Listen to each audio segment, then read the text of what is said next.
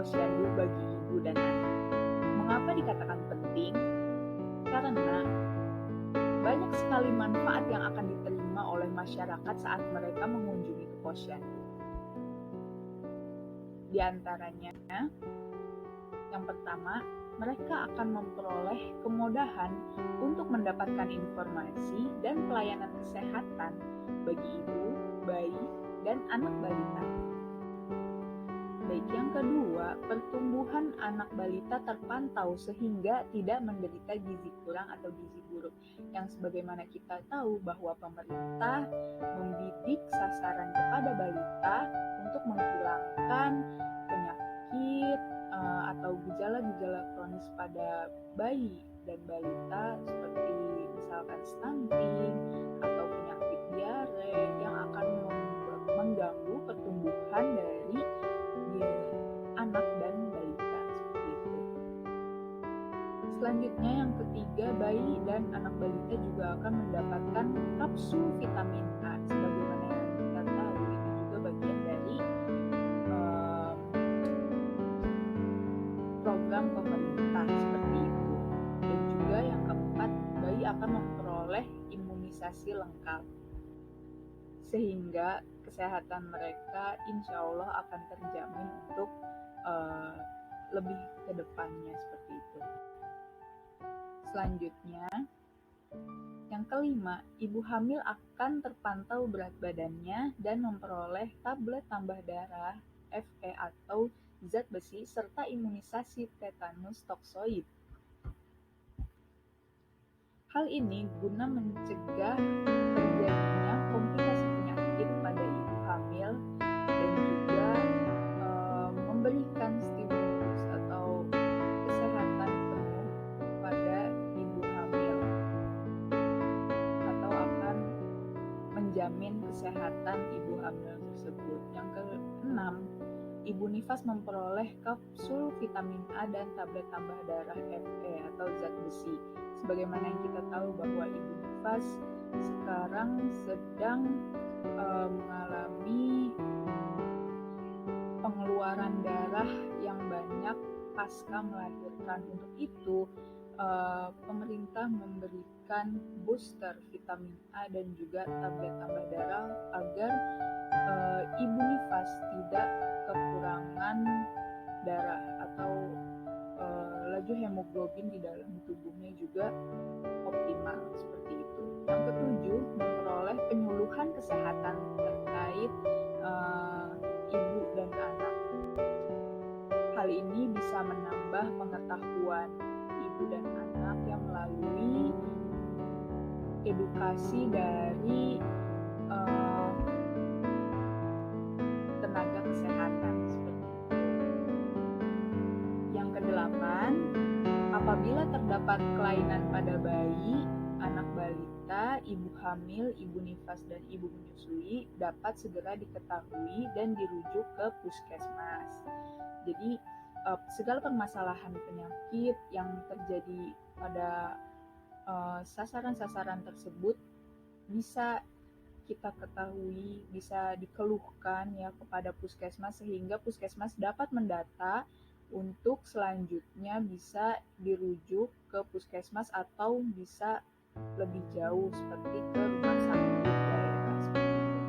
Yang kesembilan, dapat berbagi pengetahuan dan pengalaman tentang kesehatan ibu, bayi, dan anak balita. Tentunya para ibu akan bertemu lagi dengan ibu-ibu lainnya.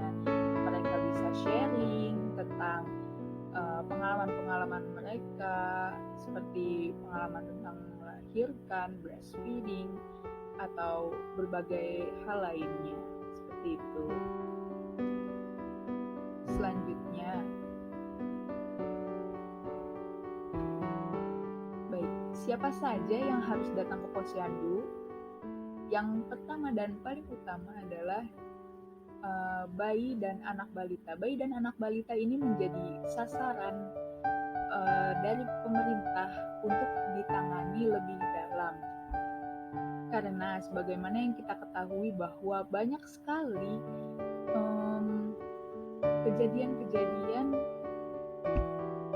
penyakit yang dialami bayi dan anak balita. biasanya seperti kekurangan gizi, atau mereka setelah dilahirkan memiliki berat badan yang rendah sehingga rentan terhadap infeksi, dan juga tidak banyak juga dari masyarakat yang kurang bisa merawat anaknya sehingga anak-anaknya pun memiliki gejala-gejala gizi yang kurang seperti itu. Yang kedua adalah ibu hamil, ibu nifas, dan ibu menyusui.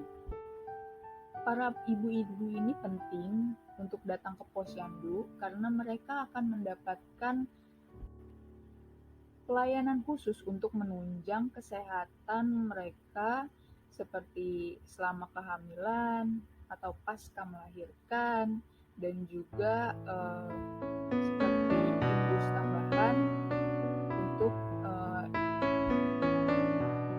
stamina lebih seperti selama menyusui seperti itu. Yang ketiga adalah pasangan usia subur. Kenapa juga pasangan usia subur? Karena khususnya ya terhadap seorang istri, dia akan hamil sehingga perlu sekali dioptimalkan status gizinya agar kehamilannya berjalan dengan normal. Yang keempat adalah pengasuh anak.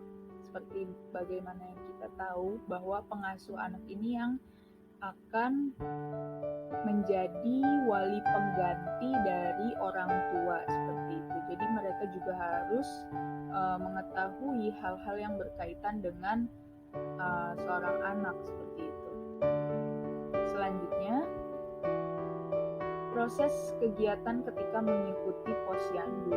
Jadi yang pertama, kita akan melakukan pendaftaran. Jadi pendaftaran ini kita akan memilih kita pada posisi apa gitu. Apakah kita seorang ibu hamil, ibu menyusui, atau ibu yang memiliki balita. Yang kedua, mendapatkan pelayanan kesehatan ibu dan anak. Selanjutnya ini akan diarahkan oleh para kader kesehatan atau petugas kesehatan yang ada di posyandu. Yang ketiga, mendapatkan pencatatan hasil pemeriksaan. Jadi segala hal yang telah dilakukan saat melakukan pelayanan kesehatan tersebut akan dicatat. Lalu yang keempat, mendapatkan penyuluhan dari hasil pemeriksaan. Bisa jadi setelah diperiksa mungkin hasilnya kurang baik, nanti akan mendapatkan penyuluhan lebih dari petugas kesehatan seperti itu. Yang kelima, mendapatkan informasi lanjutan, sehingga informasi lanjutan ini masih berhubungan dengan hasil pemeriksaan. Sebagaimana yang kita tahu bahwa pemeriksaan kesehatan juga bisa hasilnya kurang baik seperti itu, atau nantinya juga hasil dari ini bisa dilanjutkan ke tahap yang lebih serius, misalnya dibawa ke puskesmas atau ke rumah sakit rujukan. Selanjutnya, cara mengunjungi posyandu saat pandemi COVID-19. Jadi tidak menjadi sebuah alasan untuk kita tidak datang ke posyandu karena pandemi COVID ya. Masih banyak cara untuk kita bisa mengakses posyandu dengan aman seperti itu. Yang pertama adalah memakai masker double. Nah, memakai masker double ini kita awalnya menggunakan masker medis, selanjutnya kita double dengan masker kain seperti itu. Yang kedua, membawa hand sanitizer sendiri. Ini biasanya akan disediakan gitu ya di posyandu, tapi akan lebih aman jika kita membawa sendiri juga untuk berjaga-jaga. Yang ketiga, melakukan cuci tangan saat datang dan juga pulang. Hal ini akan menjaga kebersihan untuk diri kita sendiri. Dan pastinya di posyandu juga akan disediakan tempat untuk mencuci tangan seperti itu. Yang keempat adalah menjaga jarak aman. Sebagaimana yang kita ketahui ya, bahwa posyandu juga akan ramai dengan para pengunjung lainnya. Untuk itu kita harus tetap menjaga jarak aman dari pengunjung lainnya. Yang kelima adalah membawa kain sendiri. Membawa kain sendiri ini seperti saat kita fungsinya ya untuk menimbang bayi, seperti itu kita lebih baik untuk membawa kain sendiri. Baik, yang terakhir adalah kesimpulannya.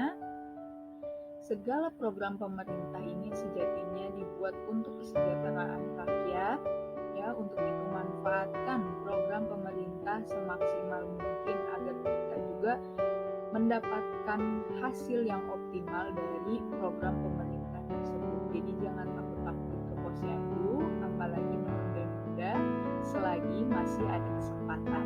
Terima kasih.